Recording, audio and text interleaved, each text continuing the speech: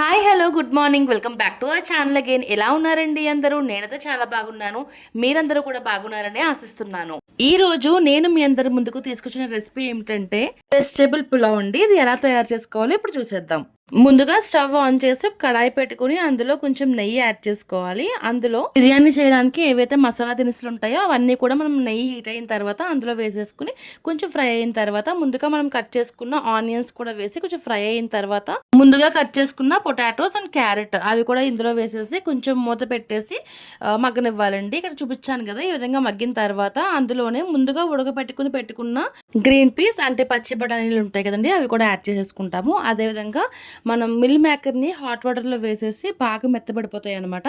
So మెత్తబడిన తర్వాత water అంతా squeeze చేసేసి ఆ మిల్ మేకర్ కూడా ఇందులో యాడ్ చేసేయాలి. ఇవన్నీ బాగా కలుపుకున్న తర్వాత అందులోనే ఒక స్పూన్ ఆఫ్ అల్లం వెల్లుల్లి పేస్ట్ కూడా వేసేసి పచ్చివాసన పోయేంత వరకు బాగా కలుపుకోవాలండి. ఆ తర్వాత ఇక్కడ చూపిస్తున్నాను కదా, టొమాటో ప్యూరీని కూడా టొమాటోస్ని కొంచెం మిక్సీలో వేసి గ్రైండ్ చేసేస్తే మనకు ప్యూరీ అయిపోతుంది. ఆ టొమాటో ప్యూరీ కూడా వేసిన తర్వాత ఇక్కడ చాలా ఇంపార్టెంట్ ఏంటంటే పచ్చివాసన పోయేంత వరకు బాగా ఫ్రై చేసుకోవాలన్నమాట. తర్వాత మోస్ట్ ఇంపార్టెంట్ ఇంగ్రీడియంట్ అయిన మసాలా యాడ్ చేసుకోవాలి. ఆ మసాలా ఎలా తయారు చేయాలి అంటే ఎండు కొబ్బరి ముక్క చిన్న ముక్క వేసుకోవాలి. తర్వాత వెల్లుల్లిపాయలు, జీలకర్ర, ధనియాలు, జీడిపప్పు, 4 ఇలాచి, 4 లవంగాలు, దాల్చిన చెక్క, స్టార్ పువ్వు ఇవన్నీ వేసేసుకుని బాగా పేస్ట్ చేసుకోవాలి. ఫైన్ పేస్ట్ అయిన తర్వాత ఆ పేస్ట్ని కూడా ఇందులో వేసి బాగా మిక్స్ చేసుకోవాలి. మసాలా బాగా ఫ్రై అయిన తర్వాత అందులో తగినంత సాల్ట్ని యాడ్ చేసుకోవాలి. ప్యాన్లో ఉన్న ఇంగ్రీడియంట్స్ అన్ని కూడా బాగా మిక్స్ అయిన తర్వాత మనం వాటర్ యాడ్ చేసుకోవాలండి. వాటర్ కూడా కొలత ఎంత తీసుకోవాలి అంటే ఒక గ్లాస్ బియ్యానికి 1.5 గ్లాస్ ఆఫ్ వాటర్ని మనం యాడ్ చేసుకోవాలి. అది ఇక్కడ నేను బాస్మతి రైస్ తీసుకున్నాను కాబట్టి 1.5 గ్లాస్ సరిపోతుంది గ్లాస్ బియ్యానికి.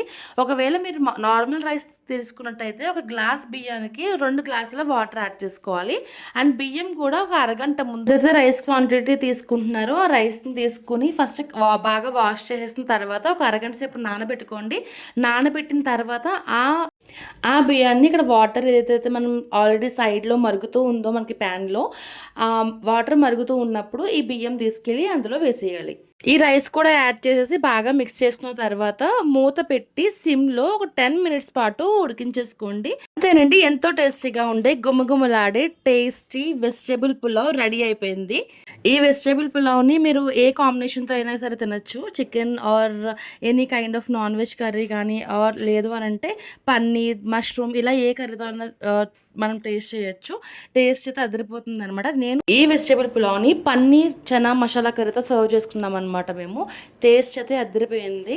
సో మీలో ఎవరికైనా ఈ రెసిపీ నచ్చితే మీరు కూడా మీ ఇంట్లో ట్రై చేసేయండి. ఇదండి ఈరోజు వీడియో. రేపు మరొక సరికొత్త వీడియోతో మీ అందరి ముందుకు వచ్చేస్తాను. అండ్ నా ఈ వీడియోస్ కనుక మీ అందరికీ నచ్చినట్టయితే లైక్ చేయండి, షేర్ చేయండి, సబ్స్క్రైబ్ చేయడం మాత్రం మర్చిపోకండి. Thank you so much for watching. Thank you.